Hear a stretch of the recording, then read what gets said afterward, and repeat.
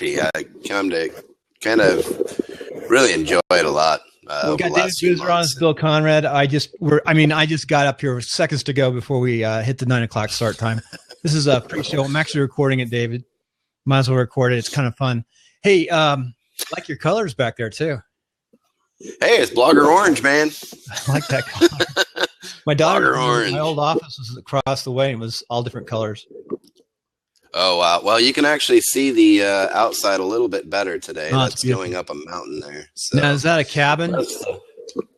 Actually, right out there is actually an old chicken coop that I like to shoot my gun at from time to time because it's kind of barely standing. So, yeah, somebody asked me, they're like, how do bloggers relieve stress? So I did a short video of me shooting off my rifle. It was pretty fun. Let's see if we can get a bit organized here. Yeah, I was working on your show notes. I was trying to knock them out before the show. And I asked a couple questions real fast, speed stuff up. Yeah. What's your favorite book before we get going?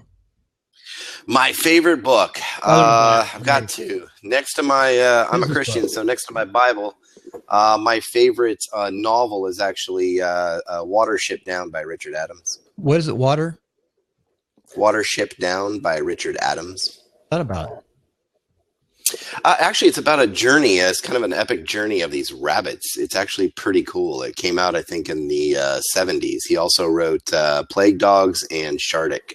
You got a business book you like too? Business books. Oh my goodness, there's so many of them. First off, all of Ryan Biddulph's Blogging from Paradise books. Those are awesome. I would say my absolute favorites. Absolute favorite. Oh man, I really like Trust Funnel was really good, and 15 Blogging Traits was also pretty awesome. I love those. Those have been really awesome books that have helped me a lot. You know, I was looking at your website. I really like your website. It's nice. Actually, thanks. I'm looking really broad. My theory right now is I'm a pretty good connector and I'm a pretty good study. I'm an engineer by trade, by education. And I'm looking at, and I was a general, I ran design, build, construction. I'm trying to figure out a way to get a network of people to help politicians as well as other people, you know, just try to put everything together instead of doing it all yourself. You know, you can't do everything yourself. That's for sure. Yeah, no. So, and I saw your stuff. Your stuff is very good. Oh, thanks. Yeah. Both of I've actually got 3 websites, but the 2 that I really work on the most are davidboozer.com and then blogbythesea.com, which is for bloggers. And that's kind of my baby right now. So I already have been promoted. What's the other one? So, Blog by the Sea? Blogbythesea.com. It's actually been featured on a lot of different blogs out there, including Blogging from Paradise with Ryan Biddulph, Brian Gardner over at Studio Press and all that. It's been pretty fun, pretty awesome. I've interviewed Brian Gardner. He's been a friend of mine for, I think, about 5 years now online. We talk on Skype from time to time, and he's just a great guy. He's a great guy. Yeah. Yeah, Brian. No, it's Brian.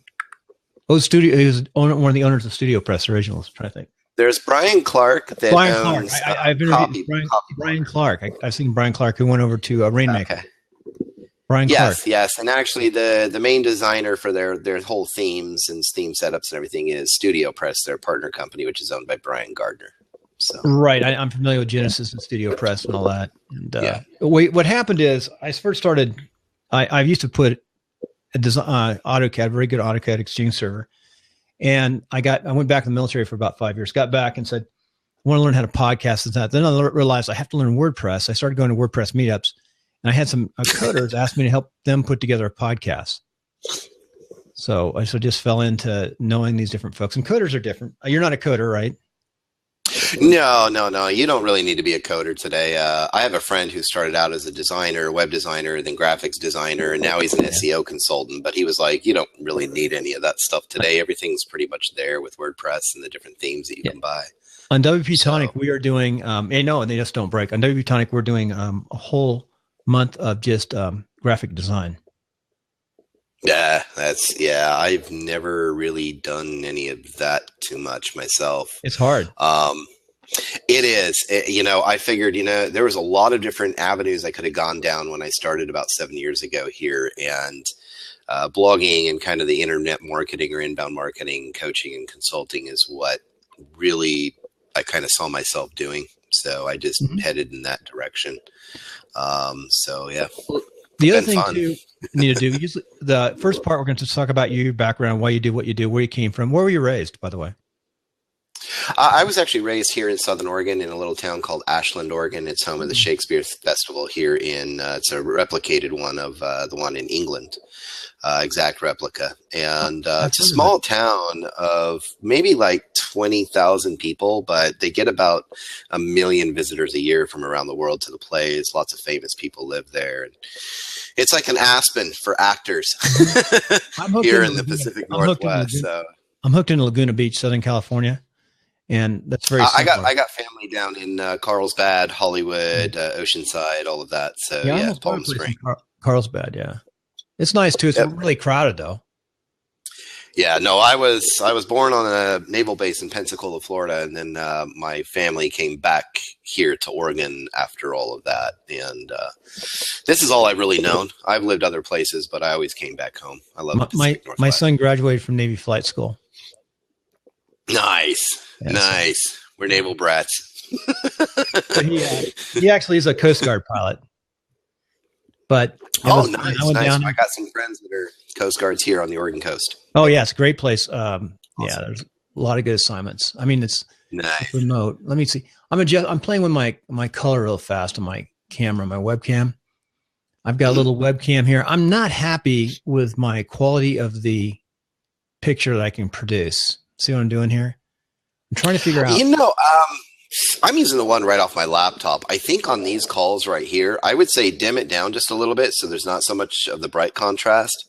Put the other one on, so where it's dimmed down just a little bit more, I think is better. Because right now I've been learning a lot about light and shadow with photography, a little bit there. And there's gain too. About gain. Right there is perfect. That's kind of perfect. And then brightness, I can reduce the brightness like this.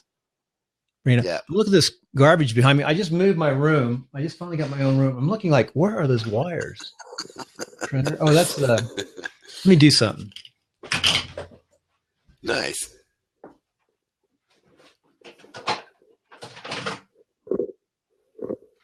I'll tell you.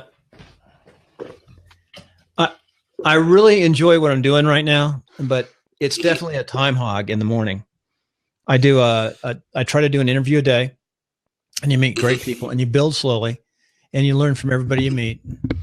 And my niches are politics and then real estate, even though I design build. My best friend's in real estate. He's actually one of the top producers around here and has a great website. I helped him build in a blog, and does really well. Troy Schuyler in Roseburg, Oregon. Yeah.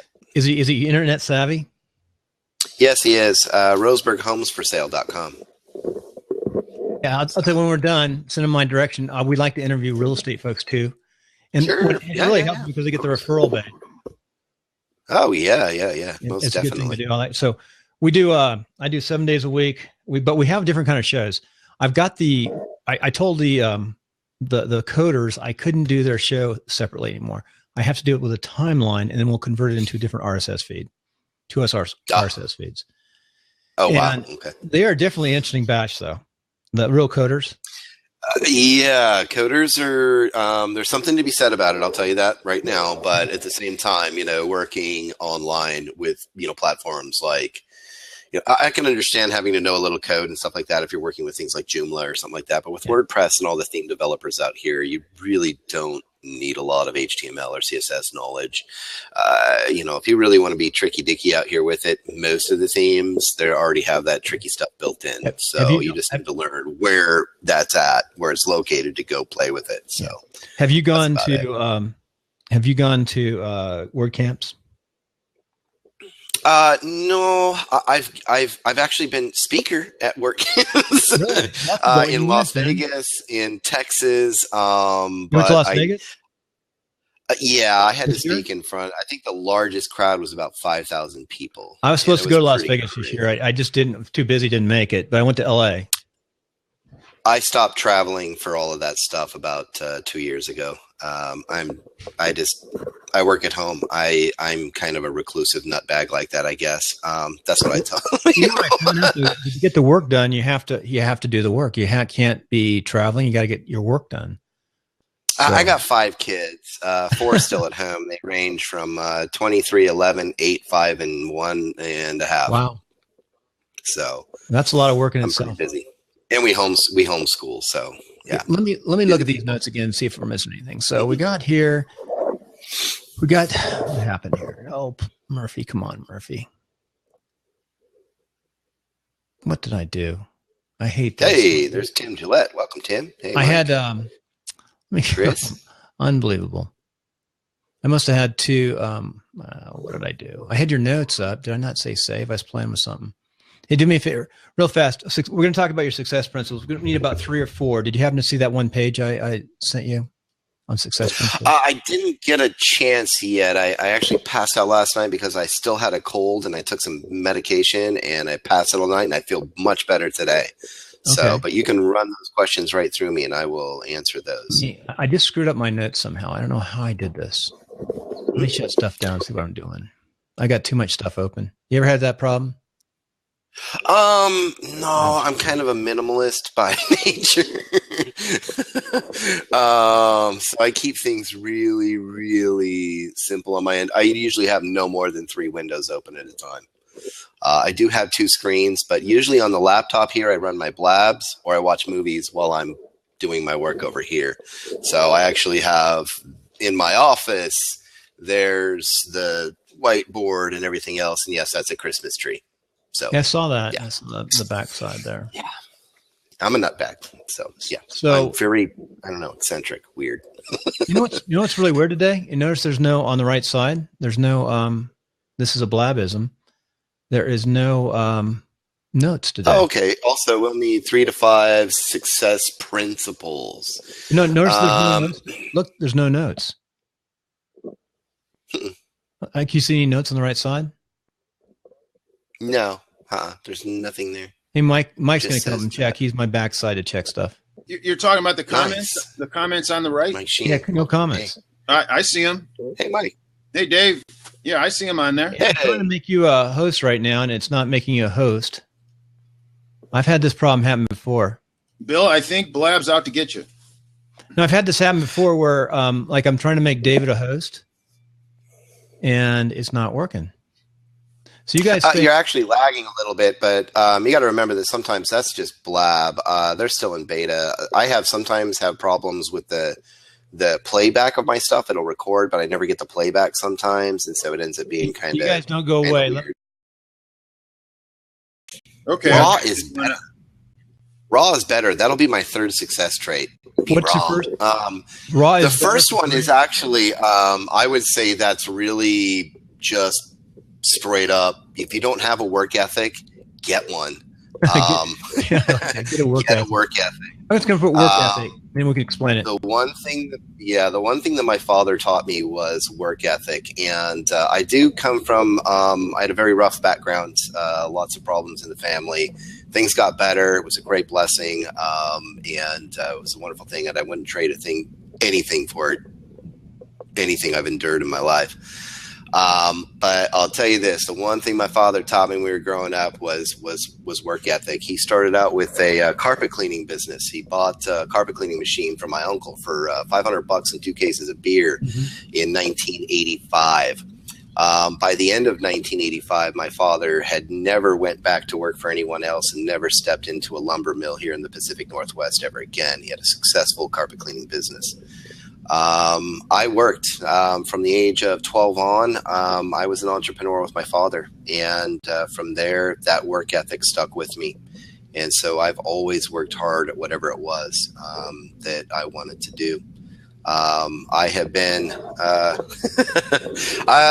I have been an entrepreneur pretty much the whole time. I have not really worked for many people in my life myself.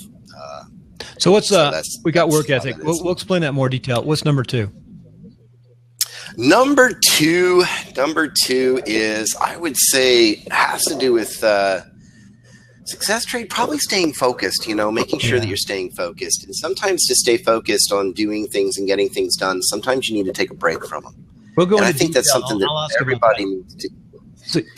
That's something we're going to do a regular show. So you got work ethic. We're going to put the podcast, stay focused, and raw is better, right? I think raw is better. Raw is better for your brand. There's enough editing out here. It's like, I don't need any more edited videos for the podcast. So if you're politician, you got to edit the crud out of stuff, right? That's right. Yeah. Quit editing so much. Is there any current event you want to talk about? Current event. This will be on the podcast today. The world is crazy, and wrong has become right, and right has become wrong, and that is just a fact. And there's that is the current event. It's current event. That is event for the day. The world is crazy. It is crazy nuts. Okay, I'm going to have to explain it, but let's get going on the show. Mike, you want to stay on for a while? No, I'll jump off so you guys can do the show, and then I'll circle back later. I can still hear the time. Hey, I will get that new site up today. Knock on wood. Hey, what's your schedule like this afternoon? Come back later and talk. We'll circle back here, but I'll let you guys chat. Okay. Awesome. It says kick off now, so I'm going to lock it down. Here, let's get this thing going. So we're going to pause for a second, and then we're going to start the podcast. Podcast at about 25 minutes. Be 3 parts. I get my little high-tech look. This is the highest tech thing I've got here. Nice. Nice. I don't have anything but my computer. I got a flip cam. Yeah. I've had some high-end programmers. Is that what you use for your video? I do, with no mic. Wow. That comes out good. I'll have to get that. That's amazing. It's 7.5 feet away from me.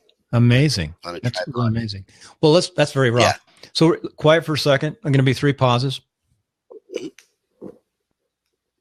Well, I lied. Let's be quiet. What I'm going to do, just to tell you, David, I'm going to go and do post-production and write out your, and I want to talk to you after the show about what you want me to write post-production about you. I went to your website. It's pretty big. I wanted to sort of squeeze that down. So quiet for a second again. Here we go. Sure. Welcome to Timelines, episode 203, Success with Business Online with David Boozer. And David's in the great Northwest, somewhere along the somewhere around the Oregon coast. What part of the Oregon coast? What town? Actually, I am located about 55 minutes west of Bandon, Oregon, in Roseburg, Oregon, Southern Oregon. Did you say Bend? Bandon. I'm about 55 minutes west of that, or east of that. Yes. Because I know Bend's way inland, so you're along the coast, and you like it there. And you grew up pretty much sort of in the military, brat a little bit, but ended up in Oregon, right? Yeah, my family moved here back in the late 50s. I was born in Pensacola on a naval base, but my dad and mom moved back here to Southern Oregon when I was 2. Well, David, in a couple of lines, tell us exactly what you do and what you're doing now. Actually, I am just a professional blogger and inbound marketing specialist. I've been doing that for about 7 years now, and I have consulted and coached for a few Fortune 500 companies and also thousands of individuals over time. So that's what I've been doing, helping people build, brand, and manage their businesses online. And we met on Blab, and Blab's a fairly new platform, happened this year. And a lot of people aren't using it yet, but people are slowly migrating. But boy, you sure meet interesting people. The other thing too is before I got to talk to you and meet you, I got to watch you a little bit and find out something about you. And that you have, you build beautiful websites. You're up and you're doing something you love to do, and you don't travel a whole lot. Is that pretty accurate? That's pretty accurate. I stopped traveling. I really, we stick around the beautiful Pacific Northwest now. I don't really travel around the country, around the world anymore. I like being that stay-at-home dad and, Wednesday night at church and Sundays at church and then blogging the rest of the week and having fun with the family. So that's me, plain and simple. Stay at home on the Pacific Coast and the beautiful weather and fog. It's foggy and rains up there, doesn't it? Yeah, as a matter of fact, right now it's cloudy right now, but there were some clouds rolling through them, Douglas fir trees out there for a while this morning. So it's beautiful. Very Bigfootish. You're on the coastal ranges. I'm on the east side of the Sierras in Reno. So I'd have to drive over the hill on Highway 80, head up 5, I guess, and then work towards the coast somewhere. Yeah. I know where you're at. I've been out that way. And I find it. Yeah, I'm about 5,000 feet. I'm looking up some beautiful mountains right at my base camp. I'm right at snow. We've had a lot of snow in the last couple of weeks, but finally we're getting some warmer weather. It's melting. Oh, wow. But there's a lot right above me on the mountains. It goes about, it goes 12, 13,000 feet up behind us. So it's nice, awesome. Nice hiking hills, and it's beautiful. So you live in a beautiful country too. But that said, it's nice to live in these parts of the world and make a living. So I assume your living and where you live has something to do with itself. It does. I always kind of picture my part of the world and where I'm at. And I kind of picture myself, sipping really awesome coffee, writing, or doing practicing my photography or blogging or whatever. Designing out things, being creative online with brands and people and businesses. That's just kind of who I am and what I like. And it's a part of everything, I think, here where I'm at and who I am. So. What's the biggest challenge you have with your business? Biggest challenge with my business is really, I would say, time sometimes. When you work at home, people expect you to kind of be like, oh, I work an hour a week. I have 3 incomes online, and I'll tell you what, I work more than an hour a week. Sometimes I can work a little too much, and but it is nice to be able to work from home and be able to take the time to just grab the camera and head out onto 9 acres on a mountain and just start taking pictures of mushrooms and flowers and pine needles. So I guess you're not a proponent of the 4-hour work week? I'm not a whole proponent of, I don't know, kind of the whole industry itself. I'm not really a proponent of the 4 hour. I get it. I'm a network marketer. I do MLM as well. I have a highly successful residual income. I became one of the fastest growing network marketers in one company's history of 25 years. Wow. And that was last summer. I sponsored over 364 people in 45 days. I don't think that's been done a whole lot out there. And I was brand new to MLM. So it took a lot more than 4 hours a week. I'll tell you that. It really did. It took about a month of my time of about 8 or 9 hours a day where I just pumped out content and convinced and converted. That's what I did. So I was going to ask you, it's a good lead in. What are your 3 incomes that you focus on, the 3 businesses? We've got the online. I have the davidboozer.com, which is more internet marketing based, which is kind of build, brand, and manage your your business on. Doesn't matter what business it is. I also have Blog by the Sea, which is focused in on just helping people build out niche blogs and teaching them how to use those blogs to drive traffic to kind of an inbound marketing and conversion training and coaching for just bloggers. And then, of course, I have davidboozer.me, which is me and my wife actually over there as network marketers. And I just share, I do a little blab. I'll be doing a blab at about 10:15 today, this morning for that particular website. And I throw out a short little blog post on it every day for our network marketing business. But for the best part of 7 years, I've been a blogger and inbound marketing specialist. That's what I've been doing, and it's what I love.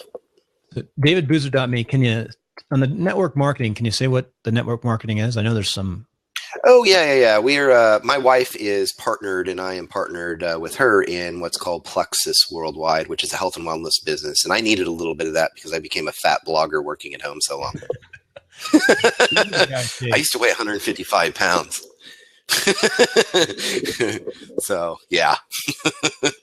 So she actually started the products about a month and a half later. She came to me and she's like, I'm at my pre-pregnancy weight of the 11-year-old. And we have a almost 2-year-old right now.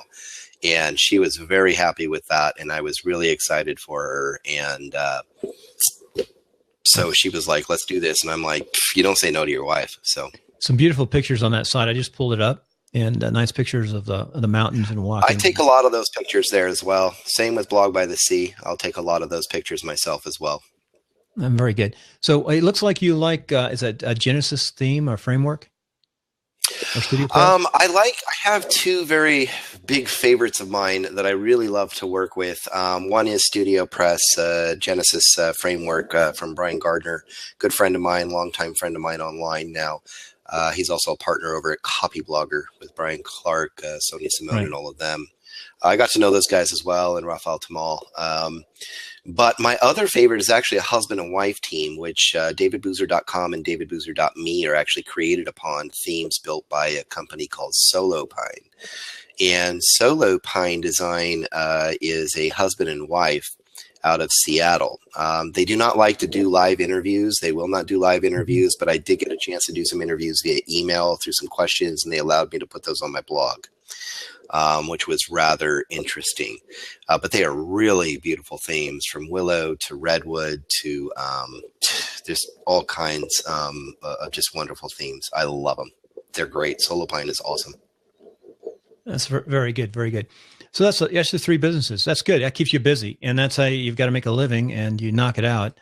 So what did your future look like? Where do you want to go in 5 years from now? I think even in the next 2 years, what I would like to see is I would kind of like to merge the network marketing with, the .me with the .com, and just become the internet network marketing guy for network marketers eventually. And what I'd like to do and like to see, and what I'm already starting to see this quickly, is to spend more time on the blogging aspect of my professional blogging career with Blog by the Sea. And also take up photography. I actually just shared a picture I took the other day on Stunning Digital Photography's group page, and it had over 350 likes within just a few hours. So it was rather kind of cool for a new guy. So it's pretty awesome. But the next 2 years, I would really like to see Blog by the Sea be something extremely special to a lot of people. So what we're going to do, we're going to go to a break. And we'll come back, and since you are a WordPress master, we're going to ask you a couple tech questions and go on to your success and leadership principles. How's that sound, David? Awesome.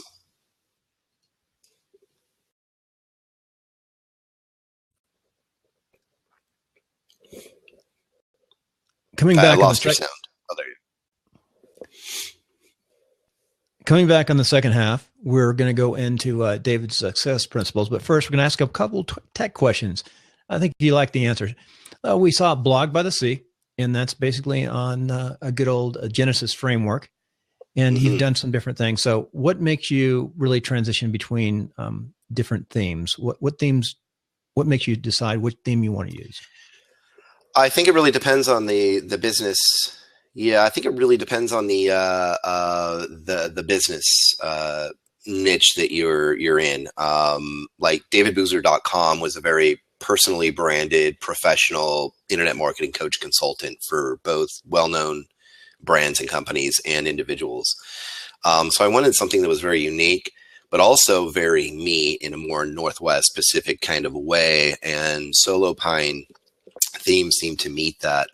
With Blog by the Sea, I wanted something at the same time that was very Pacific Northwest, but I wanted something that was really minimalistic in a nature, so that people could parse through and get the information and really beautify a blog the way I think it should be, especially for niche bloggers out there looking to generate passive incomes and residual incomes with blogging.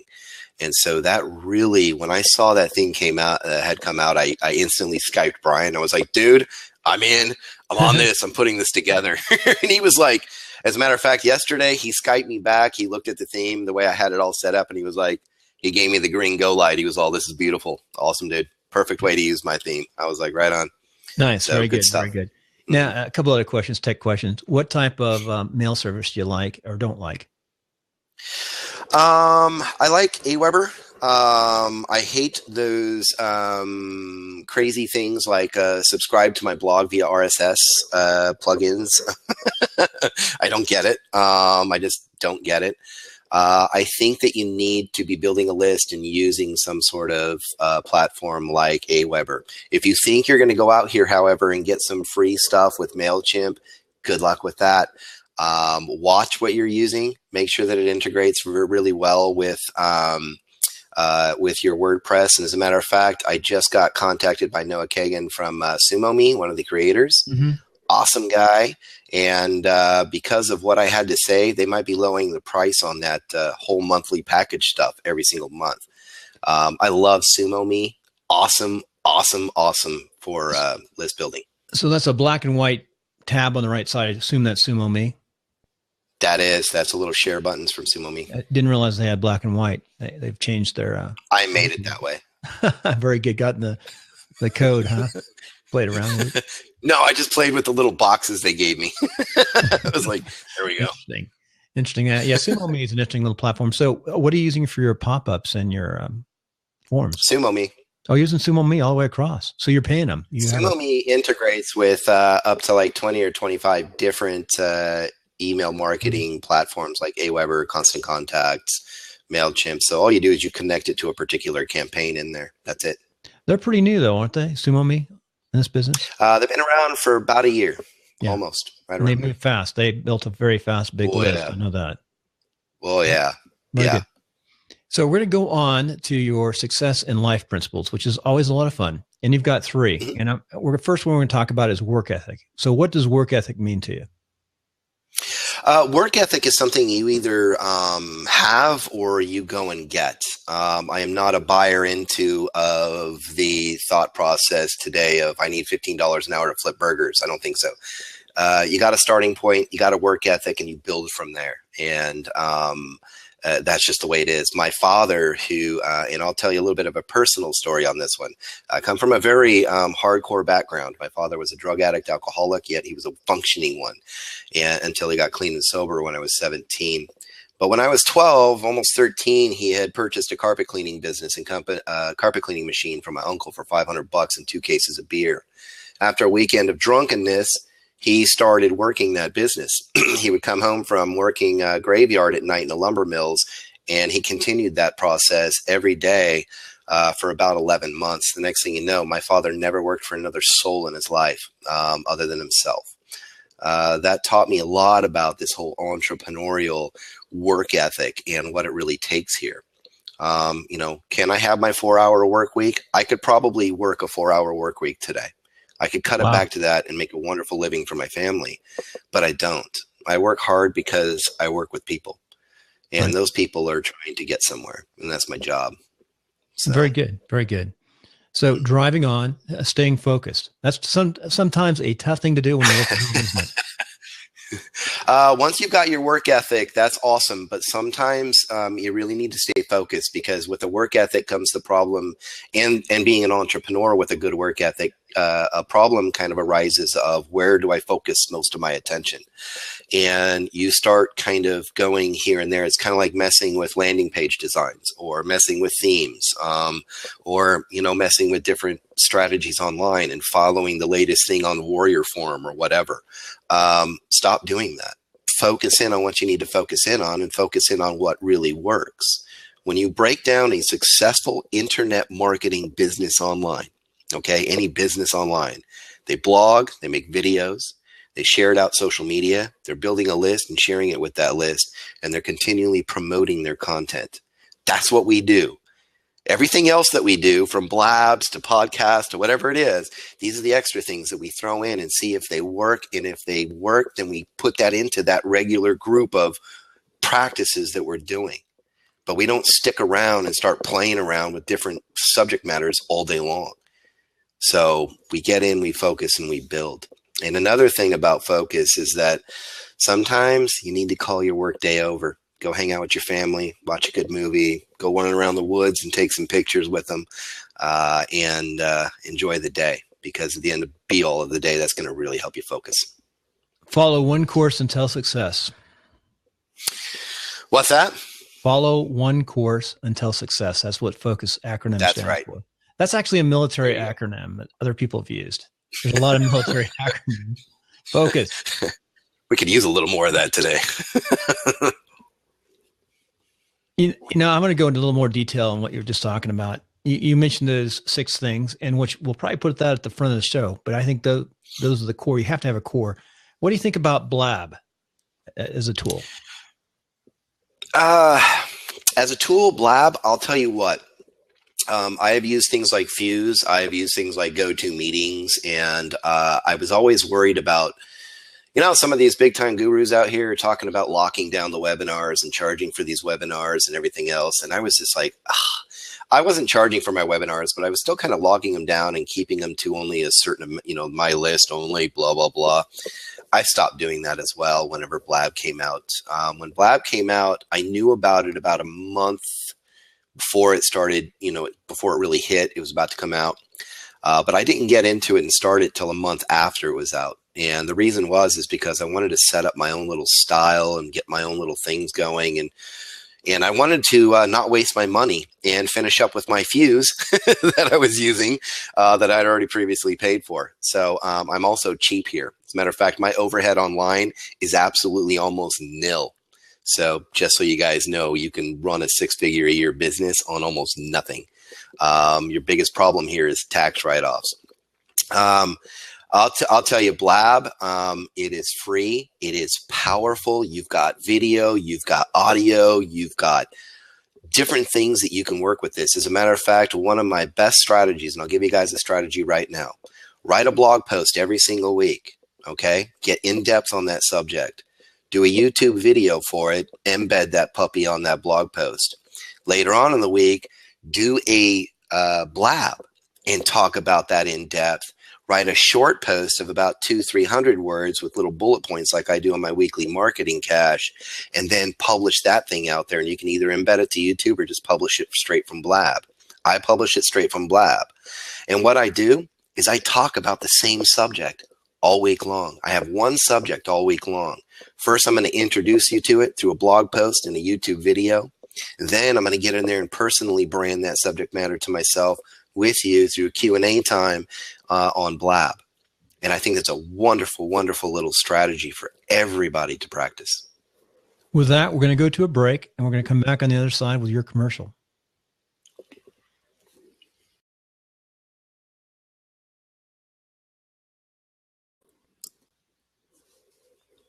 Okay, coming back off the break with David, we're going to ask him for his commercial. So give us your commercial and how the listener can contact you. Over at davidboozer.com, I am an internet marketing coach and consultant who helps you build, brand, and manage your business online.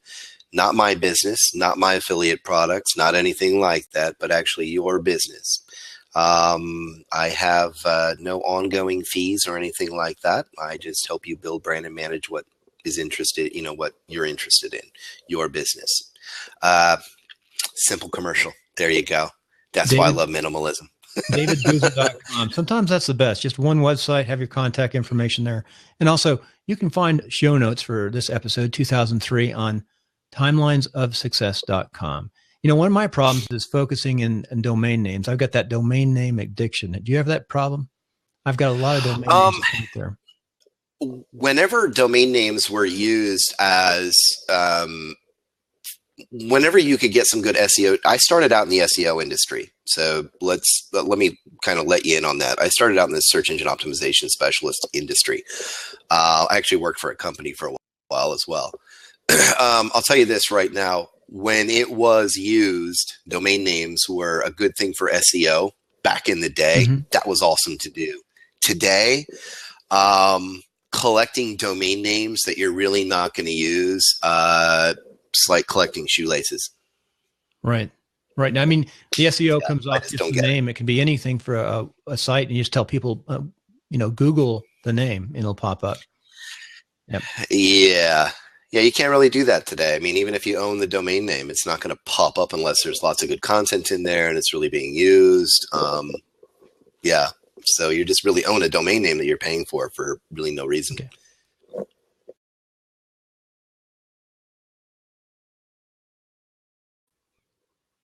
Okay, one last question. And David is brave. He said you can ask him about anything. So we're going to ask him, what do you think about that primary yesterday where you had Trump and Bernie Sanders as the winners in New Hampshire? It is very, very, for many people out here today, they're kind of amazed at such a rift between people, you actually have somebody who is a socialist, which has killed almost 200 million people in the last 2 centuries. 200, you don't even have 2% of that killed by religious wars through the history of mankind. I know, I studied cultural anthropology. Who is running for president, and yet at the same time, I'll tell you what, at least he's upfront and he's honest about what he believes and what he stands for. And so I was not surprised to see him win. However, I am a conservative. I wouldn't consider myself a Republican or a Democrat. I would consider myself a libertarian, Christian-based libertarian.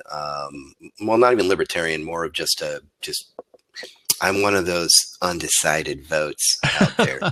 I was not surprised to see Trump win. As a matter of fact, I would vote for Trump because Trump is a businessman. He's a numbers guy. And the thing is I think we need some positive numbers in this country for a change. And I think we need a little less rhetoric. We need a little less social debates and stuff because I just don't get it. I don't get it. I don't see what these Hollywood elites and everybody else are screaming about. I just don't see it. Well, we've got another show. I don't see it on Blab. I don't see it anywhere. We've got another show for you. It's called Meet the Voter at meetthevoter.com every Sunday night at 6 p.m. Pacific. We go over. Oh, rip that up. We go over the week. We make a podcast and we stay on about two hours on Blab. And it's actually a pretty darn good show. It's actually received more than 600 people live at one time, and it had 2,700 downloads once. It was. Oh, really nice. You know, actually, I do a second little one with a friend of mine who I built his website. He is one of the most well-known authors and researchers of Bigfoot in North America, William Jevning. And we have a Blab every Thursday night that's had tons of downloads, thousands and thousands of views. It was wonderful. I love it. It's awesome. It is so much fun to do. And when you live here, you know why it comes out. Well, David, that'll be the end of the podcast. I thank you for coming on, but everyone stay out there. We've got listeners on blab.im, and we'll go on and open it up for questions. Should have some fun. Sure. Got some more questions to ask you on the other side. Awesome. Okay, we're on the other side. I have to put those quiet things. It allows me to edit a lot faster. And I will have stuff on iTunes today. Whatever. I saw you have a podcast too. Hey, by the way, we're open now if anyone wants to jump in. I had some notes today. I didn't ask you about this, but we have Kim up there. One of my biggest failures is I'm trying to build a online course. And I'll tell you what is hard to do. Now, you sort of have those videos, those YouTube videos that are sort of set up like an online course just on a basic site. Mm-hmm. Have you ever built an online course? Yeah, I have. If you're asking me, I have built an online course. As a matter of fact, I did one about 3 years ago, and it worked out very well. We actually cleared out about almost $20,000 in about the first 30 days with it. The reason I didn't keep it up is because it just got a little too... Those sites, a lot of people think that they're kind of automated and autopilot and all this other stuff because of the magic software. That's not true. Yeah, it's not true. You've got to keep up with people and questions or refunds or problems or snags and here and there. There's a lot of work to be done. And so you're adding a lot of work to yourself, just so you know. I think long term, it's not a bad area to get into is the online learning management system process. And Kim Shivler is with us, and she actually, that's what she does full time. She teaches and was at WordCamp US with the online training. That's why I saw Kim up there, but it's really tough. Did you use a plugin or a platform? We used Optimized Press, and we used it on a subdomain as a theme and broke it down that way. And it's still a wonderful tool today to use. I think it's a great platform. Yep. I heard Paid Membership Pro is one. I'm actually looking at different ones. There's so many every day. It seems like a new one's popping Paid out. Membership Pro is good too. I like Paid Membership Pro. I have used that before. It's pretty awesome. Hi, Kim. Speaking of learning management systems, we got Kim Shivler on. You'll like Kim. David's coming out of Oregon along the coast. Sorry, I was late. I loved the end, but I have a 12 o'clock, so I was on with somebody else. I was hearing an echo from you, Bill, and I'm hearing one now with me. You know what? It's your system. We don't have an echo. No, I was on this morning. Other people were having problems too. Oh, it's coming. It varies on different parts of the country on the echo. Honestly, on Blab. David, you don't hear an echo, right? And I don't hear an echo from you. No, I'm not hearing an echo. And Mike, I don't hear an echo. I would leave the East Coast anyways, because the West Coast is so much cooler. I agree with you. So you are hearing one on me, Bill. I don't hear any echo on you. No. You're not hearing one on me. No. Okay. So, Optimized Press, Paid Memberships Pro, both wonderful, but they're actually membership plugins, not learning management system plugins. So you'd want them to work together to really optimize it. Okay, just a point there. Yeah, you could always cheat the whole system and skirt the whole system by just going to Udemy, throwing your stuff right up on there and becoming a part of that community. You can, and I teach people to use the outside platforms too. However, it's their platform and they have their rules and they have to approve what you do. If you build your own platform, it's all yours. If they go away tomorrow, it's still your base. The same way I want my own email list, not just my Facebook page kind of thing. So that's the only thing I'd say with those. But I think that if you were going to do one again, if you're using a membership program plus a learning management system program, you'll find it's not nearly as cumbersome as if you did it just with membership. I did my first I did my first one straight HTML back in the 90s, and that was a lot of work. Oof. But now the LMS systems offer you a lot. Bill's problem, and I love Bill, but your problem, Bill, is not the technology. It's really getting your content together. Yeah. And that's the hardest thing. I'm actually putting together a $5 Blab course. I've tested out the carts and everything, and just make a simple $5 Blab course. And part of the Blab course is actually what I send out to people who are going to be on the show. And I'm going to start doing a lot more people from around Reno, Nevada. I actually get a lot of downloads when I interview somebody from around Reno, and it builds on our business. Our business is real estate. Nice. So I've just connected into some of the people families have been here for 150 years. And we're going to start an interview series and doing one netcast a week with the families and older people. And that hooks into a community and city. It's almost niching down, but I still like to keep that connectivity outside too. Another thing I'm doing too is, this is crazy. I have everything on the same RSS feed. WP Tonic now is on 2 RSS feeds, but we do it simultaneously with a timelines interview. So every day I get out content. And what we found, this is crazy, but actually builds numbers on both sides. People go back and forth between the two sides. So doing the daily the thing is, I've got to be done with this by 12 o'clock. It has to be packaged and ready to go up onto iTunes. To tell you what, the biggest time consumer is editing for iTunes and packaging and making a little. I'm not much for editing anything anymore. I am so unedited, it's not even funny. Everybody keeps asking me, how many takes does it take you to do one of your videos on your blog? And I was like, 1. Yeah. Mark and I are going to start a strictly Blabcast going onto YouTube. I already set everything up, streamlined. It's called what is it? A weekly scam or something. Weekly scam. Yeah, I've got the website. Nice. Weekly scam. And it's going to be really about business. They'll just say, hey, watch out for these things. We'd love to have you guys back on. Say, what does someone new to the WordPress online business world need to watch out for? I think, David, you mentioned it. Don't spend too much money. Right. Don't spend a lot of money on a lot of different platforms. There's so many different things out there you can use. Especially, I think most of the money that usually is spent on WordPress software is usually for list building reasons. And you can get something as simple as a subdomain with Optimized Press or lead pages, or you can just get SumoMe connected to your Aweber. And if you want to, deck it out, pay SumoMe the $20 a month for that particular tool.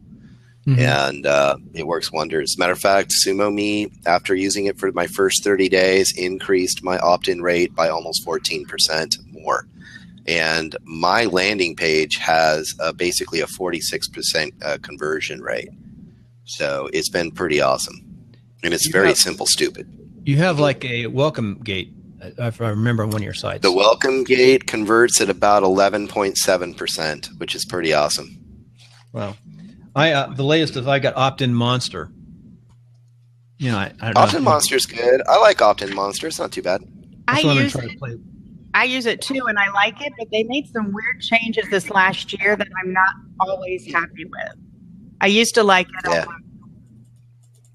Yeah. So I'm not sure. There's so much out there. And do you have lead pages too, David?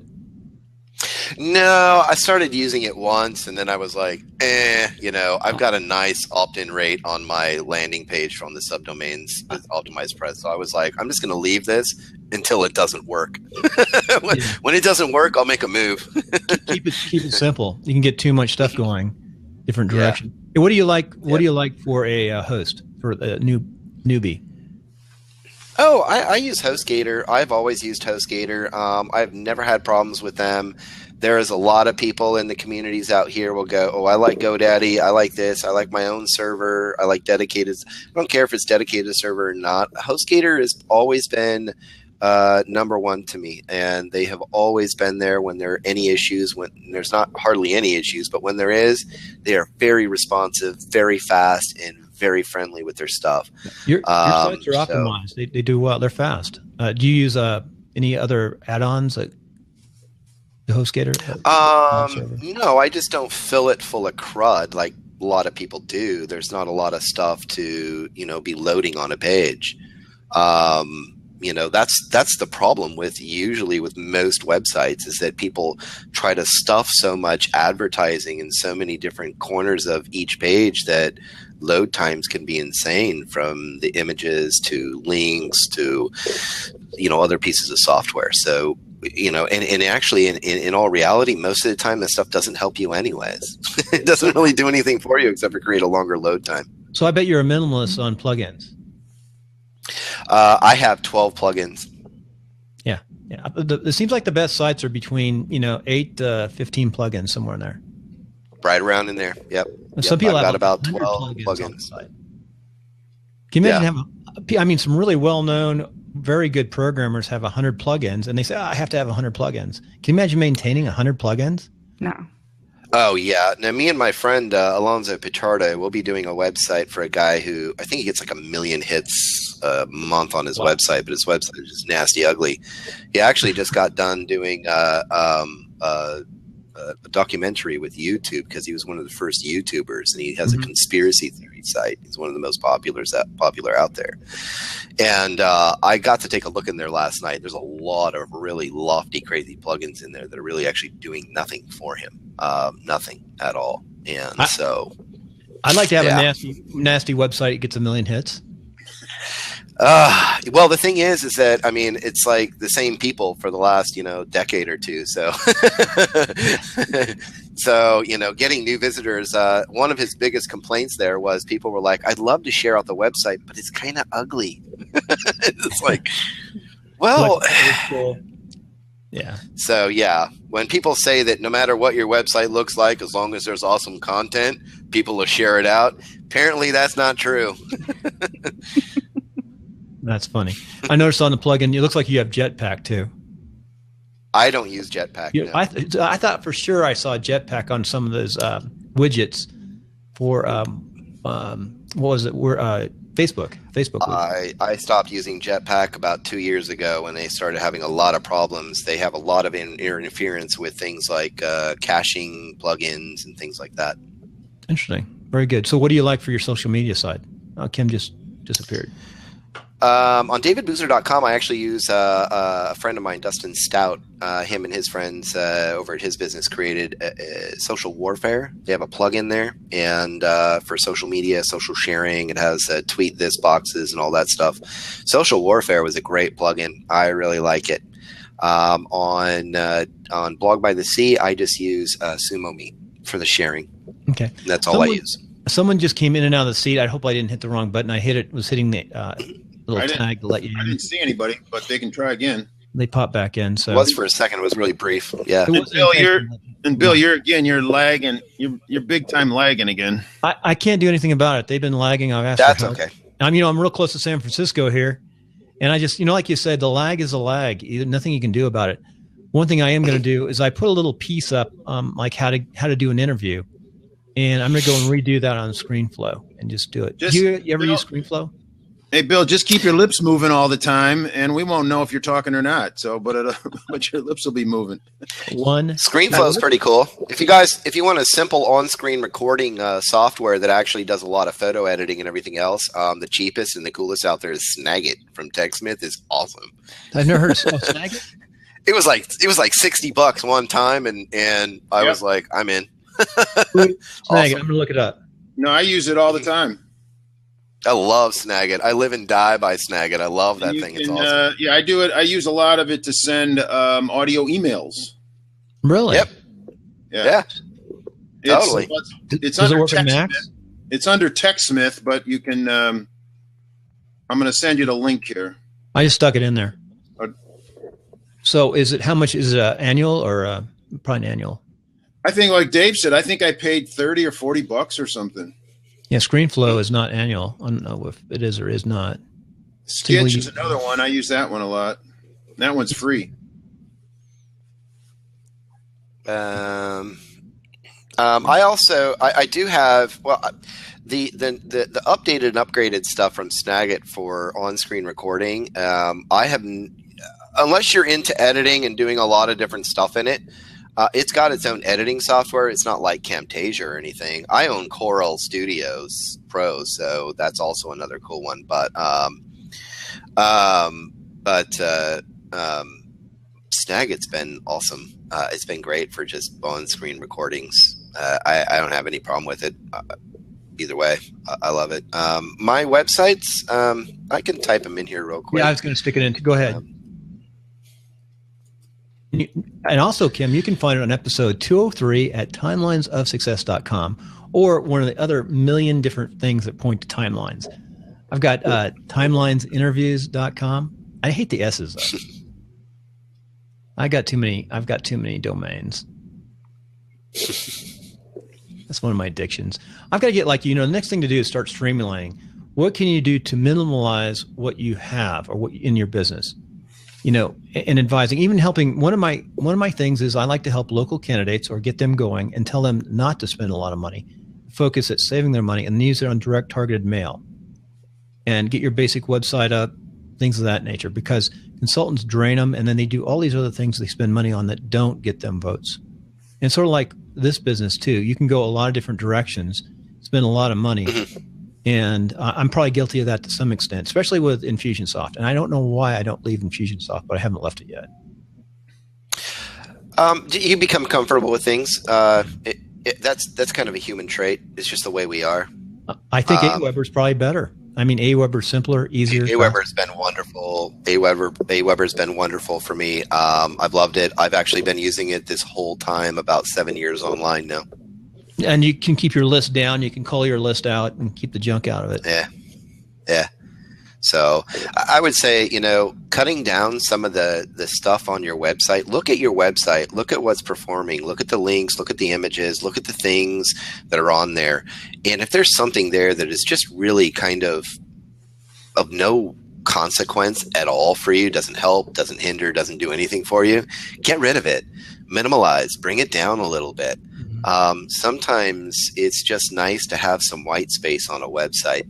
It really is. Unfortunately, like for me, all I need is a capture page. I don't even need a website. Yeah, and he does well. Yeah. For some businesses and niches out there, it's nice to just have a capture page. Yeah, it's one page. All I'm doing is asking a question. I was reading through. Nice. I was reading through the good old opt-in. Let's see. Here we go. I was reading through opt-in monster stuff, and one of the first things they were talking about is best lead page capture opportunities. And they were talking about old websites that you have, just putting up some kind of connection. Hey, how you doing? Where are you coming from? Looks like he froze. So he froze. So anyway, come on back up. That's the blabism here. Good evening. That's a delay. Talk about a delay. That was a big delay. So famous sidebar forums, after posts on timeline forums. Good evening. Interesting. This is blab at its best.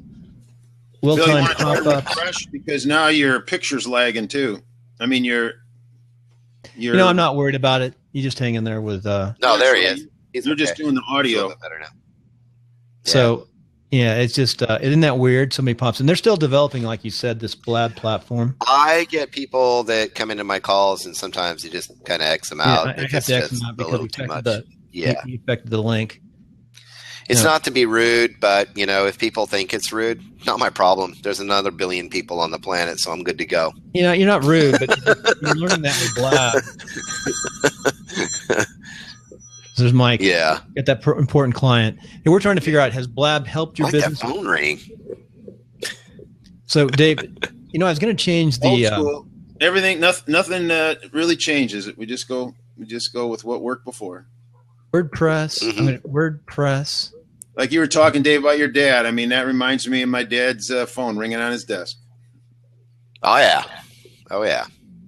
But go ahead, Bill. Say that again. I changed the topic to go WordPress and Blab. How do you make money with WordPress and Blab? What would be a good topic right now?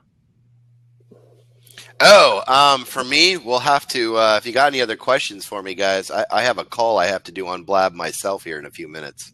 And one thing as you finish up, we'll stay on for a while, Mike, and I'll bring some other folks back in. We've had some good WordPress folks up here come in and out.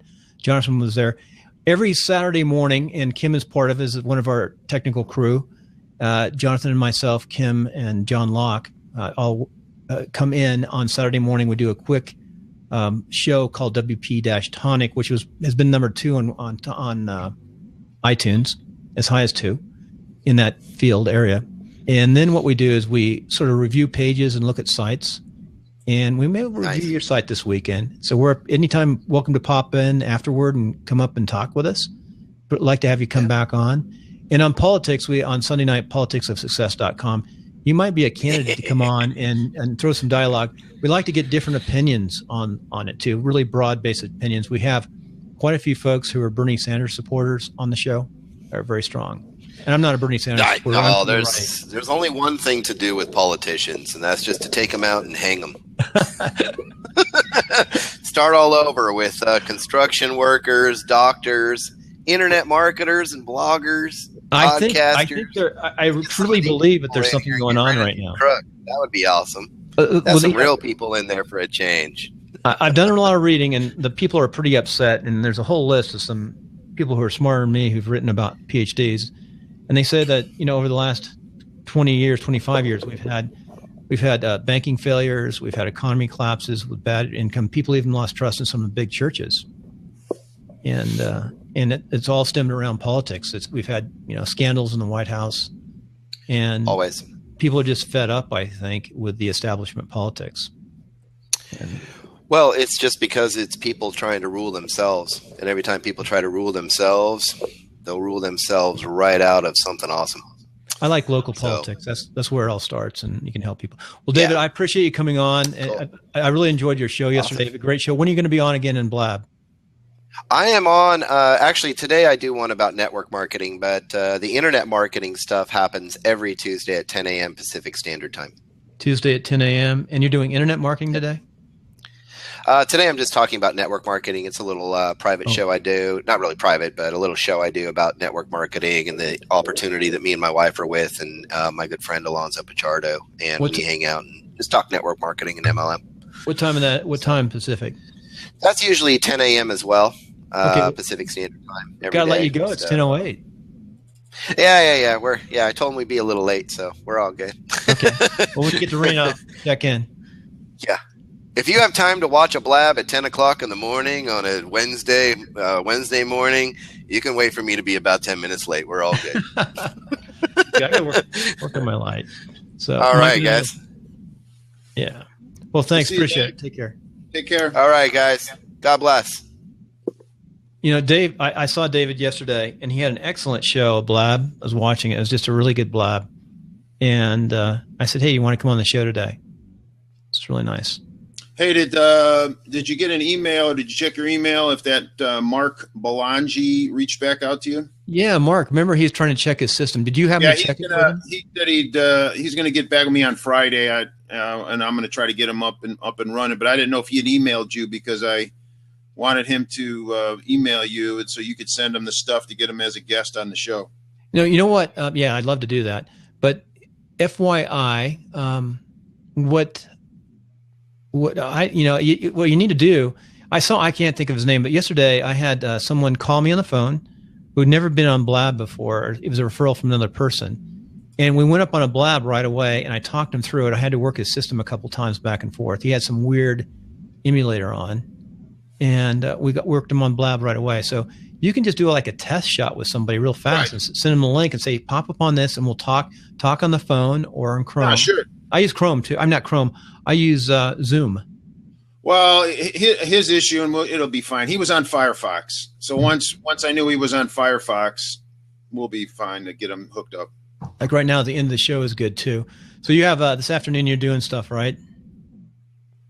No, I don't have anything till 7:00 tonight. Yeah. Let's get together. I'm really looking forward to this pure Blab without being podcast. I want to see what it gets. I'm going to make a minimalist page, and I'll stick it in. Let me. Doesn't take me long to put that up.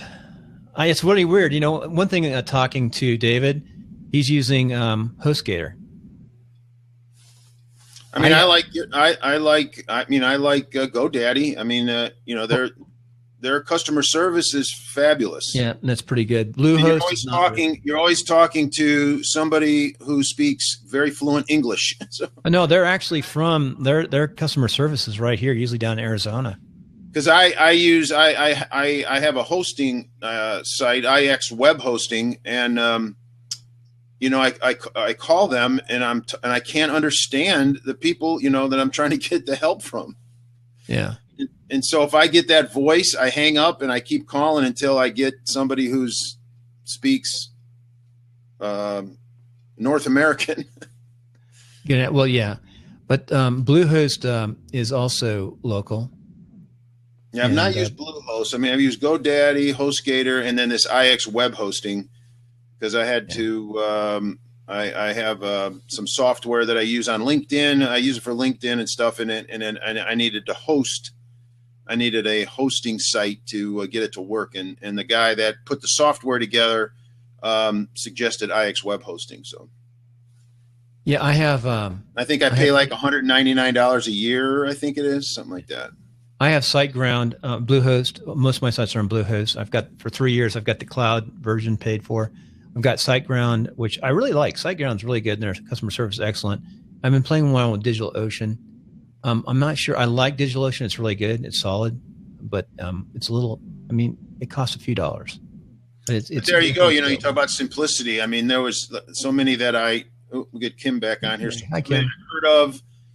So many I've not heard of. Somebody new. They go, where do I start? Where do I go? Oh yeah. Well, start by blogging. I think start with a simple blog page. Right. Well, I mean, I have some blogs just on was it Blogspot? I mean, I have my insurance blog on Blogspot. Hey Kim, what's up? I'm getting so much echo. I keep having to drop off, both from me and from hearing you, Bill. It sounds like your bandwidth is not strong right now. I've got 12.9 upload, and let me check my download. That's good upload. Yeah, your screen, your visual looks a little cloudy. Yeah, I don't know. Oh. Like it's not tuned in. It's not normal. This is not your normal. No, I pay for lots of extra bandwidth. You're not in HD. Yeah, I don't know why. Hey, on a side note, I was during the Super Bowl. I was streaming on 3 different Roku platforms, all for free. It was beautiful. CBS. I had them all 3 different TVs streaming. Wow. I think my cable company eventually cut off 2 of them. Just turned them off, and it was only on 1 in the house. I think they can do that too. Oh, they can. I thought that was kind of interesting because I'm sure that's what they did. They left 1 on because I've never had that happen before. Yeah, I'm going to check mine again. They've been in the neighborhood, so what I pay for may not be what I'm getting right now. They could have degraded it by accident. I mean, it's not bad now. It's definitely doable. I wouldn't want to do an interview. A podcast interview. But earlier when I was on, people could hear me without echo, but a couple of them were hearing echo, and everyone was in the sidelines saying, Dagmar's echoing, this person's echoing. So I don't know if it's Blab or if it's just each individual person. You know what I found is whoever is hosting it and recording it, like I am for the podcast, that's the sound that you get when you record it and bring it back. So that makes sense. Hey, I am trying to do a real short course, Kim. This is what I'm trying to do. I'd like to knock it out in a weekend. Like basically make a blog on Blab and then turn that into a 3 or 4 video course and sell it for $5 as a fundamental base piece, and then also give it to those people who are on my show. And that's really just to test the mechanics of the system. You certainly won't get rich at $5. No, but you should be able to do that in a weekend. You know, we can just get that up. But I'm not sure of. I'm not sure. Do I just a membership site will work fine though for that, won't it? Do you have an LMS? No. Okay. Yes, the membership site will work, but if you would take it and do it in LMS, it's going to be one, allow you to learn how to do it, and two, something in the future you could use as a lead magnet to pull them in so they could see this really good quality and then bump them up to that next level. Before you leave, I'd like you to look at something if I can find it here. Sure. Oh, we talked about it. There's that one guy over in San Francisco who's pretty well known in East Bay WordPress users group and around the Northern California. Yeah, mine's saying 11.08 megabytes per second upload, which should be fine. I don't know. So Lifter LMS. It could be on Blab's end. Yeah. Do you know, you probably haven't looked at Lifter LMS. I don't have. I have. I like his podcast. I'm actually he's going to be one of the ones I evaluate. I haven't downloaded it yet, but I'm going to. Has he started his podcast? I didn't know about that. Oh, he's got a great podcast.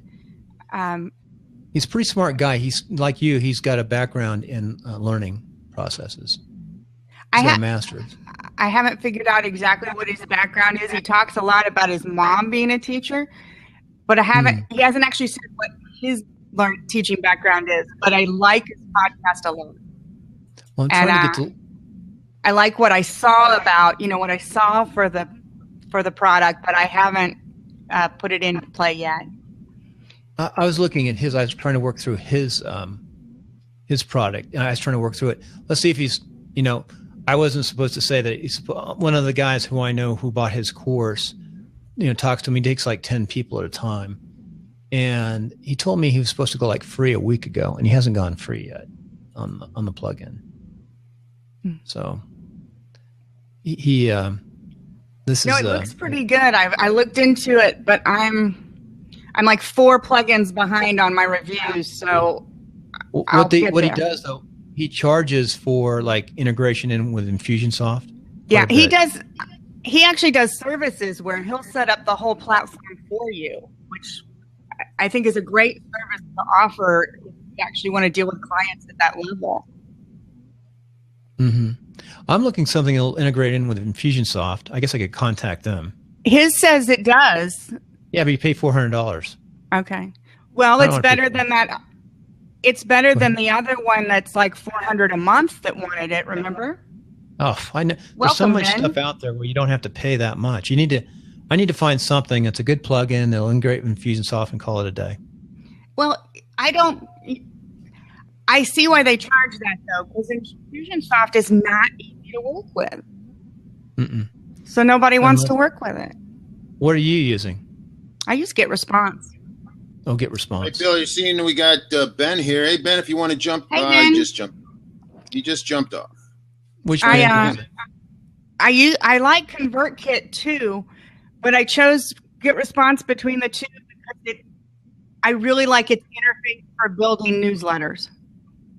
So it says Ben was 0 days on Blab. Yeah. Well, he mentioned WordPress and Genesis, but he popped off. That's too bad. Yeah, I saw his background, interesting background. I just looked at him. Yeah. If you hit the green thing, you get like the Ben thing, the little name up there. You can follow him. Man, earlier today, I was just listening to several Blabs as I was prepping for mine. There were so many trolls this morning. Really? Like just coming in. One guy was coming in, and the people were talking about e-learning, so I jumped in. Wasn't anything really technical.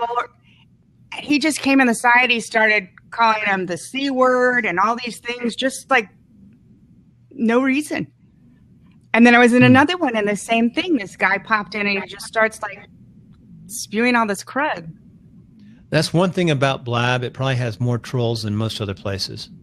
Yeah, I think so because of the immediacy.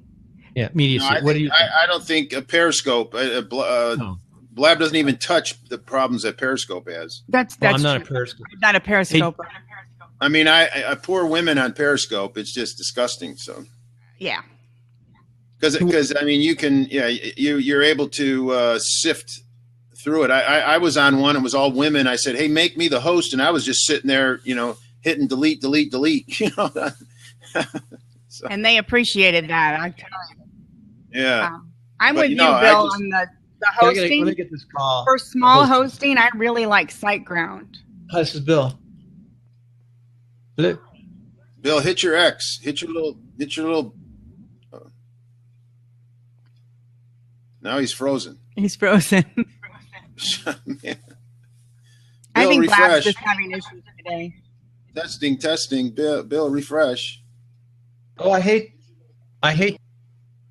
Oh, there we go. Maybe he'll pop back in. Well, I know in the last one I was in, the host, she always comes in and I'm her co-host. Blab would not let her turn me into a host today. Yeah, Bill said that early, and we were able to do it Later on. So it was because I'm the host now, so I don't know what. Yeah. What? Is that Bill calling you? He's calling. Hello. Hello. Yo. Yes. Your power went out? Oh my God. Yeah. So yeah. Let's put all right, there we go, Bill. We're gonna do it this way. You can talk into my mic, and we'll wait a second. I'm gonna come up Blab. Stay on. I'm gonna come up Blab. Yeah, he can blab from the app on his phone. Right, yeah. Try going on. He's gonna try to go in on his phone. Yeah, I did that once. No, this is just crazy stuff. All right, good. I don't have to take that call. All right, here he comes. All right, so yeah, because he can come in, and he's not a host, but he can come in. There we go. I'm in the dark. I'm in the dark. We won't critique your lighting today. I got to show you how pretty it is here. Let me see. Mike or Bill, do you have a mic you can plug in to hold up closer? I do. Let me into your phone. If I can find it. I just moved my office, so I'm looking for my little. I know. If I plug in I bet it'll just stay on. I'll come back. Yeah, I don't know. I'll just do a little commercial here because I like. Where's my camera? Let me get my Rode mic if I can go find it. Yeah, I like this one right here that I use, and it plugs right into my phone. I got about 20 feet of cord here, and the Rode is amazing. If I can find it, I get really great. I get really great sound because if you're using your phone and you're pointing away, your sound is terrible. So it takes care of that problem. My house looks like it blew up. We completely changed my daughter's room, and they didn't. Can you see the neighborhood? Is it just you, or is it? Oh, my Rode mic is like wonderful. You know if it's you or what? Oh no, it's probably. But I mean, can you tell if it's just you, or is it the whole neighborhood?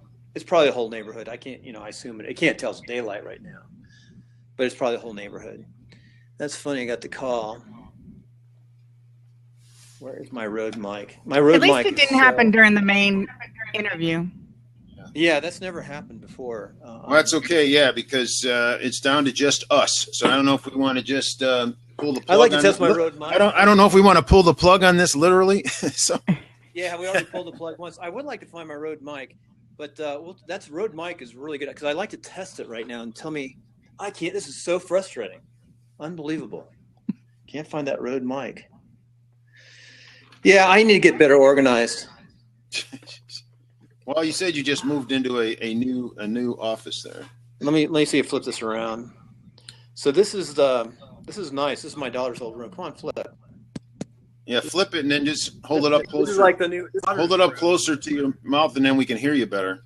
Okay, if I had the road, it would be really good. It's so frustrating. I have all that packaged up somewhere, and I need to lay it out and really set up. So I'm just moving in, as you can see. Hey, let me see if I can get a view here for you. Show what the view looks like. It's gonna be. But Kim, I don't envy you guys that try to put programs up, because I know my wife tried to do it and she knew nothing, and I could just hear her frustration. I mean, with what I do, I don't need to do all that. I mean, I'm with the insurance companies already have all that stuff. I've not had to do any of that myself, which has been a blessing, because I would go crazy. Because it's one thing to get the stuff up, but then to make sure it's working right. Yeah. The biggest challenge is when you're dealing with other people. I don't mean people individually, but like Vlad. Right now, we're dependent on Vlad. My background is technology, so I don't mind the tech piece. But then when it's like, well, the internet service provider's not working right, or Vlad is having a problem, that's when it gets frustrating for me. Yeah, because I'll go. I mean, once somebody engages with me, everything is offline, and then they say, "Okay, I'm ready to go." I pull up the respective company's site. Everything is electronic apps, and you put the information in. They're getting it as an email. They confirm their signature. Right. There's nothing that's, and that's so secure. I mean, that's about as secure is going to get. Mm-hmm. And but I don't have to worry about payment. I don't have to, I don't have to set up any of that stuff. So I don't envy anybody who's trying to do a course, online. You should see our real. My wife spent a ton of money. I mean, she spent a ton of money just trying to stumble, fumble, and fall. And what's she trying to teach?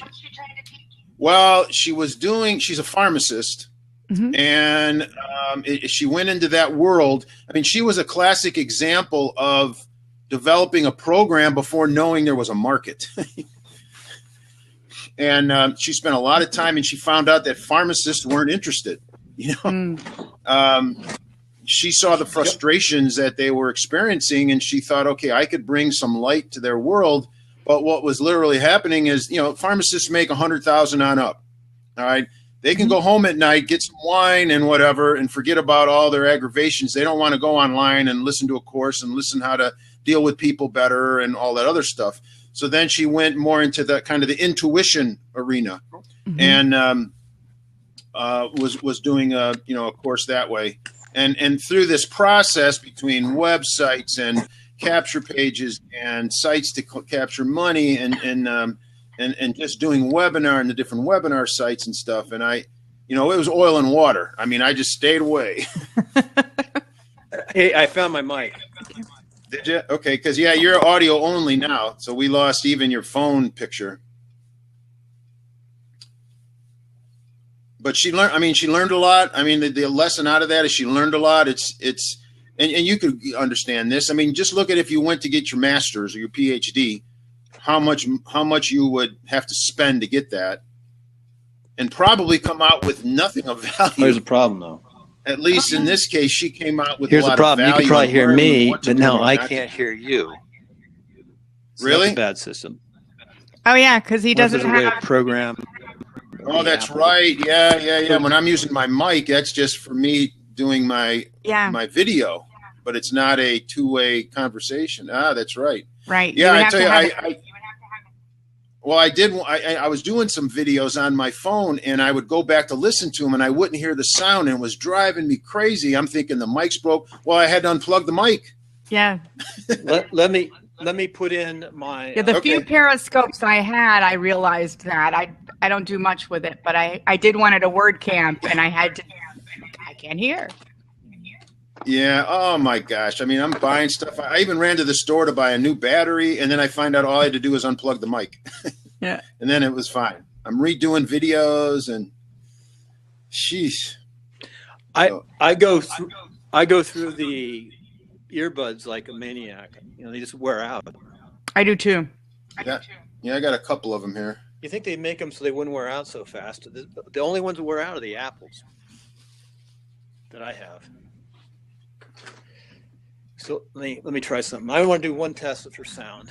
Well, that's what I said when I go to. I don't know, Kim, you didn't know this. I live right down the street from an Audio Technica office building. Oh, cool. And every Christmas they have a warehouse sale. And so you get to go back in the warehouse, and that's where I got, I get all my stuff. I mean, this cost me like about $20, this ATR 2100. Oh my gosh, that's what I used too, but I paid more than that for it. And then I got, I picked this up for I got the 2500 for like $15, Mm-hmm. And that's where, and then the thing I use for here, I grabbed like 2 or 3 of them. These were $7. Wow. And then and the earbuds are going for like $2.50. So yeah, I just, just grab a bunch of stuff. I'm good to go for the year. So I can't, this is so frustrating that I can't. So next year I got to plan a little better, get on beforehand and get people's orders. So. Yeah, exactly. Well, we're going to be up tomorrow with a real estate show at 9:00 Pacific with Jonathan. Kim, I was mentioning this reference, Jonathan. I've watched him whose whole process of developing this SaaS product. Mm-hmm. And I remember he targeted real estate agents, then he flipped to veterinarians. And all I could say is that sounds like a hard sell to veterinarians. Because what is the product? But you know what a SaaS product, right? I know what a SaaS product is, but if there's any type of SaaS product. He was using Mail-Right was for initially, he really worked hard on veterinarians. And then he went back to real estate agents. And you know what it is? The marketing side. It's a hard thing. You have to have marketing has to stand alone almost. Mm-hmm. You have to market every day. And I think it's just, you almost need a professional marketer to work with you. Well, the reality is with any of this, it's the marketing. The class I'm doing right now, I always have to tell you, when I say successful class, I'm saying successfully teach someone something. There's crappy classes out there that make a lot of money because they market well. Right. It's all about marketing, I think. Marketing's 90% of the solution is that contact. Well, I'm going to take off. My power just went back on. Hold a second. Let me come back up here. It's really frustrating. I couldn't find my earbuds. I got to really take time. Bill didn't tell us. He doesn't live in Reno. He's in a third world country somewhere. I tell you what, our power goes off way too much. And the squirrel just needed a rest, so he lost his power. Our power goes off way, way too much here. It goes off more than any place I've ever been. Except for Afghanistan. Yeah, you would know. You were there. Take that back. That's where my the one on my other business here. He was in Afghanistan, I think 3 times. What was he doing? He was on the Army. He was in the Army. He's 30, so that was maybe 5-6 years ago. But just a sidebar, he's having tremendous migraine headache issues, and I think they're tracing it back to the fact that he had a burning dump on one side and the burning oil on the other side, and those were, that's what they were breathing every day. Wow. It sounds like he was down in Kandahar. It sounds like Kandahar. Maybe, but yeah. So he's even this day. We'll be doing some work, and then he'll just say, "Hey, I gotta go." And then, I talked to him for a couple of days, and he said, "Yeah, I was in such pain." So back. There you go. What's really weird is you want to stay on your phone, or you want me to close it out? No, hold a second. I just muted myself. Sometimes you stay on the phone too and play around with it. But I noticed that the internet didn't go down. That's strange. And we lost the power, and I didn't have to reset the internet. Well, I have to find some things like my earbuds. I need to have a good set of earbuds here. I do. I think the key is just have a set that you use for stuff like this, and you don't take out and drive around. Yeah, that's a good idea. I'm going to probably buy a mixer too, a new mixer today, a Panasonic with a USB and go mix minus. I let a guy talk me into buying a Scarlett 2i2, which is nice, but it's too basic. It works pretty good. Well, I missed the conversation about marketing, but I do believe that marketing is super important. Like John Lee Dumas, I still can't figure out how he did what he did. He got some really good people on his show, I think, but he had to do some really strong marketing. He did 2 things. From me looking at him since the beginning, he did strong marketing, but he also consistency. Consistency is so critical to your marketing, and that's where a lot of people fail, right? So he he works still like he did in the military, as far as every Monday from 8 a.m. to 6 p.m. or whatever. He just tapes and tapes and tapes and tapes interviews. And then we've got a daily program. And then you market it, and you're there in front of people every day. It's a lot easier to jump ahead than someone who does it even once a week. You know? Right. No, I agree. The daily is definitely critical. Well, you learn a lot too. And especially in his time, he was the first daily business one. So no, there's other dailies. Maybe not business, but there's been daily podcasts. But there wasn't a daily business podcast when he started one. And so, you know, people were driving in the car to work every day, and they're trying to find something to listen to. Yeah. And then once you get set, then there's a lot now, of course, a lot more. Yeah. Oh, yeah. Now there's tons. Well, I'm trying something very eclectic. At the eclectic stream, we have different streams. Even on Sunday nights, politics. I'm just saying how that works. But what I'm finding works best is the actual local interviews. Mm-hmm. Some of my biggest downloads are the local interviews. I like the congressman. 7 or 800 is good, and just different people. It's kind of interesting. I think that makes sense. Yeah, and it doesn't take, if you just pick up one client a day, you should try to pick up one client a day doing something. But you have to have something that's enough money. So how much money do you need a day? $250 a day? $500 a day? $500 a day is $10,000 a month, really, for a 5-day work week. 25, right. Yeah. That's not that much. It is, but it isn't. It's enough to keep a lot of people going indefinitely, but it's not that much when you think about entrepreneur. Right. And then my wife's real estate's kind of interesting. I'm trying to build that. Well, anyway, we're working now. We're good. Alrighty. Mike, you still have, I know it's there because I can take it out, but you still have like the noise. It's real light. It's like wind is passing past your mic all the time. Well, the furnace just kicked in. So. Do you mean to still be recording, Bill? No, we can pause it. It doesn't, it's okay to record. The platform, but I would focus on the content first.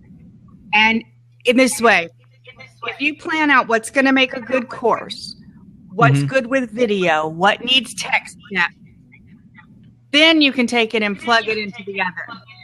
I liken it to teaching you Microsoft Word does not help you become a better novelist. It's just teaching you point and click. You need to know how to write, and then you can learn how to format it in a WordPresser. Yeah. I was laughing when you said that because I like Grammarly. You ever hear of Grammarly? Yeah. Yeah. I really like Grammarly if you use it right. And that saves me. Grammarly is great. It helps you suggest, recommends words, things like that. I'm sure there's better programs. I've heard there's better than even Grammarly out there.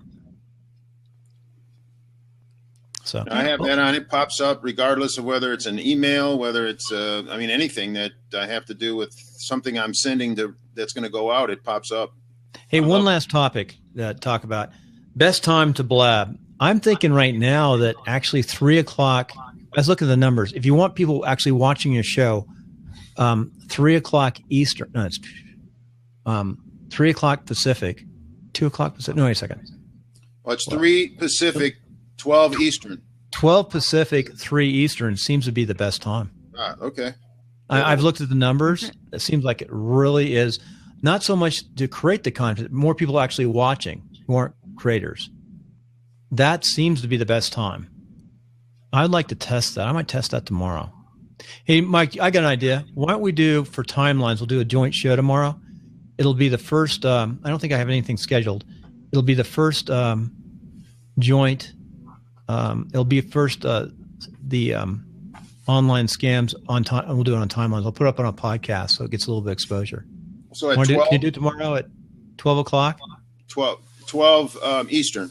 Eastern, yeah. Wait a second. No. 3 Eastern. And it's Thursday. And Thursday. Yeah. I can do 3 Eastern. Let's do 3 Eastern tomorrow as the first show, and I'll put it up. I'm going to put it on this. Here's the problem: is I've got this new. No, I I've got a separate domain, everything for that show. So if I put it on, I'm going to put the first one on Podcaster's Home, and then I'll download it on YouTube with the other site. I think Kim will get appreciated. With all this technology, I still like doing this. I like writing my stuff into my little book. I do too. I can still, you know what, just here, putting 3 o'clock bill took me, there was no technology that was going to make me do it any faster. I've done that too. Hey, by the way, I didn't put your phone number in my contact management. And I still keep my task list this way in the day. Yeah. I have a big project manager online that I use, but for my daily stuff, it's right here. It's easier. You know, a crazy program I like is Wunderlist for groceries. Yeah, I like that, except I use Buy Me a Pie, I think, but I like that one too.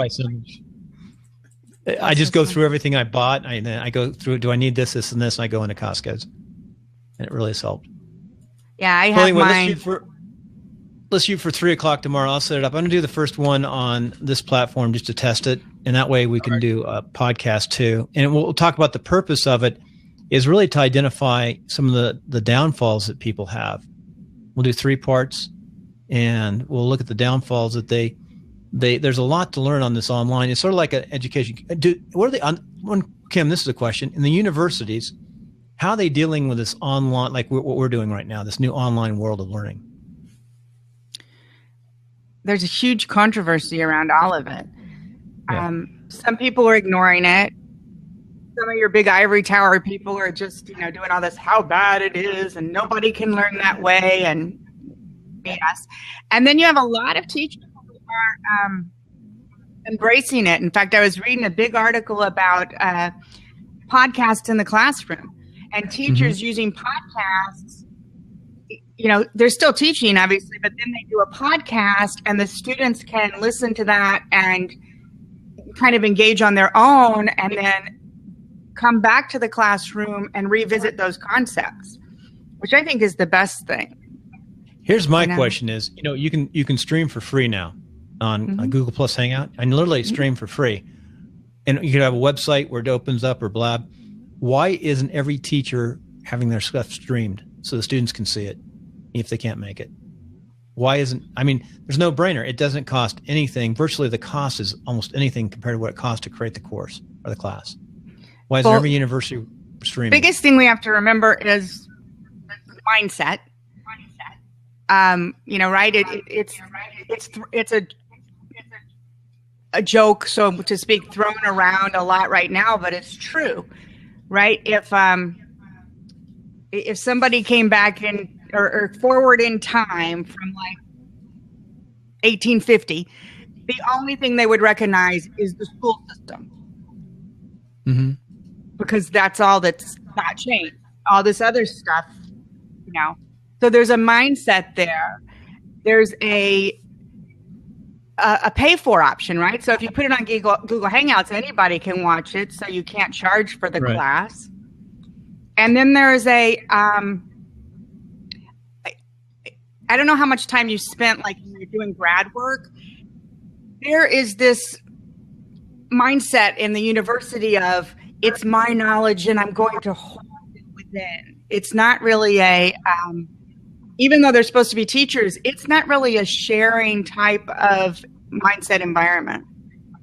I saw that, I led PhDs into Afghanistan. I actually was a higher grade than they were and led them in with research managers, whole teams. And I saw we had problems with about half of our PhDs with that mindset saying, hey, you don't own this material. This is research for the United States military. Right. And it's not your material. We're being paid a lot of dollars. In fact, you can't even use it down the road if we deem so. Right. And they didn't get it. They didn't get it. So think of that mindset. I'm the PhD. It's mine. I saw that. I saw that firsthand. So I think that's one of the problems we probably have with education right now. Why it's so expensive. And I had people approach me at WordCamp US who teach in the traditional and are trying to do some of this.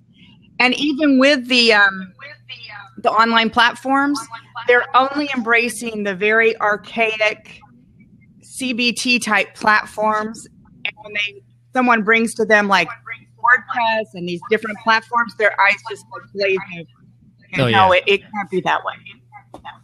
Well, I think I can speak real world here. My daughter is a freshman. My youngest is a freshman at Kent State University, and she comes home and she'll laugh when they come in and start to talk about this stuff, because from just listening to me, she goes, "These guys, what are they talking about?" And I says, "That was 5 years ago. That was 10 years ago." That's the biggest thing I'm hearing now is education is not keeping up with education. What's really happening? Yeah. Hey, let's go off. It's 10:10:30. I'm going to edit my course and get it up. Hey, Bill, do you have time tomorrow to do our Zoom? Say again? You have time tomorrow to do our Zoom? You were going to show me the audio stuff. You want to do it right now, even though we don't have a good connection? Let's try it right now. Yeah, I'm going to jump off. And Kim, was nice getting to chat with you. I've seen you on a lot of the different blabs. And Bill, we'll talk later. Yeah. Something is going on.